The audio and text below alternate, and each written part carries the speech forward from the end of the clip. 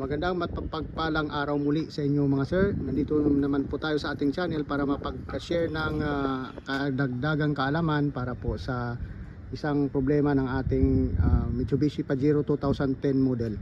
Ang problema nito is mayroong kaldag sa kanyang transmission pagka nag-shift tayo ng gear.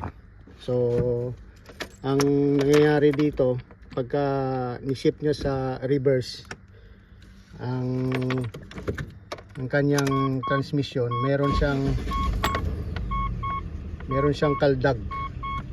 Pagka nag-shift ng reverse, meron siyang kaldag pag nag-reverse. Sa drive minsan meron din, pero yan, yung sa reverse talaga may lagabog sa transmission. Yun.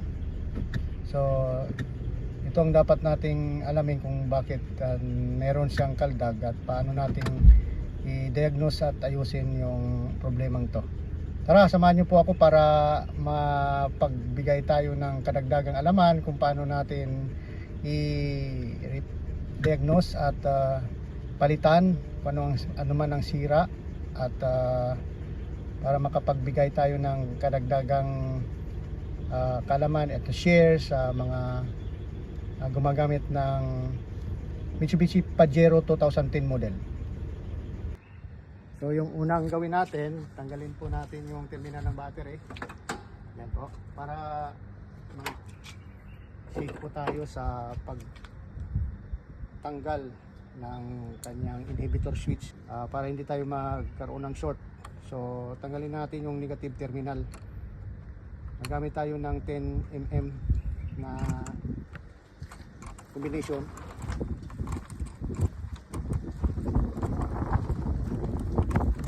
Ayan, para safe po yung ating pagtanggal ng inhibitor switch. Ayan, tanggal na po. So pwede nating servisan yung ating inhibitor switch. Ayan mga sir, so ang una po nating gawin, i-set po natin yung ating handle sa neutral. So dito po siya tutugma sa may butas na to, sa inhibitor body, saka yung lever na to may butas. So itatapat po natin yan, tapos lagyan ng kalso. Ayan, kasi pag hindi walang kalso po yan, masisira po yung kanyang lever sa loob, madidisalign. So saka natin pwede nang baklasin yung mga nut na to. Dalawang nut, nagamit tayo ng combination wrench. So sa una, matigas po to pagka hindi nyo niluwagan muna ng socket wrench. So for 10mm combination wrench, yan, maluwang na. So walang ka-alog-alog yung kanyang inhibitor switch. So pagka wala kayong kalso nito, masisira yung inhibitor switch. Ayan, tingnan nyo. Yan. So smooth po yung kanyang pagtanggal. So ito, kailangan po nating markahan kung saan ang kanyang nut nakatapat, para mamaya pagka binalik natin, mayroon na tayong tanda doon sa kanyang cable adjuster. Yan, so tanggal na. So napakadali lang pag alam natin yung procedure.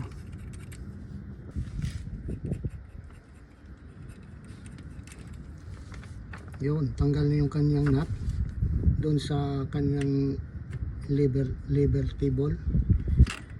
Ayan, so next nating tanggalin yung kanyang lever nut para dun sa may transmission valve body adjuster shaft. Yan, 14mm. So yun, may kasama siyang washer. So pwede na nating tanggalin. Yan.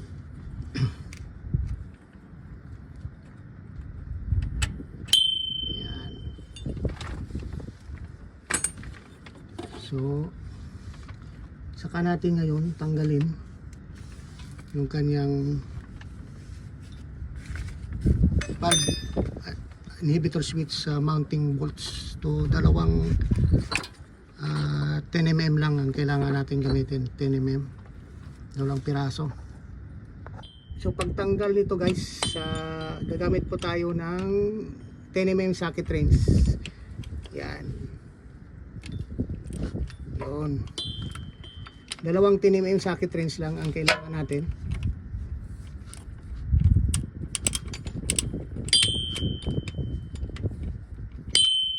Yun, tanggal na.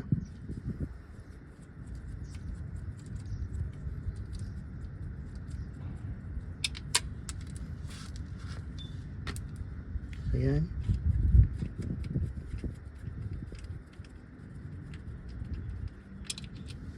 Ayan. Yun. So, tanggal na siya. Ayan na guys, yung kanyang inhibitor switch. Ayan na siya. Ayan o. So, meron siyang mga bolt na pwedeng servisan, linisan, tanggalin. So itong magandang klaseng pesa dahil serviceable. Yung iba po hindi na po ito pwede, dapat palitan na. Pero kung may sira talaga, talagang palitan talaga siya. Tara, samahan nyo po ako para kung paano natin linisan at ma-check ang loob nito. Para mabuksan ito guys, kailangan natin tanggalin ang 6 na maliliit na screw sa kanyang housing body.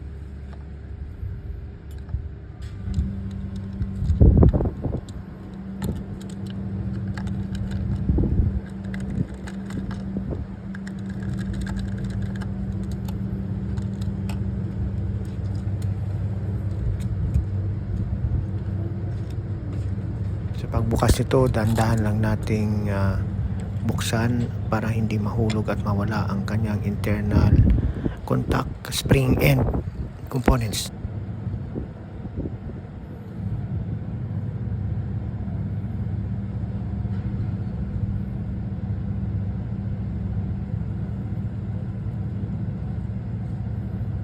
Ito yun, umikit.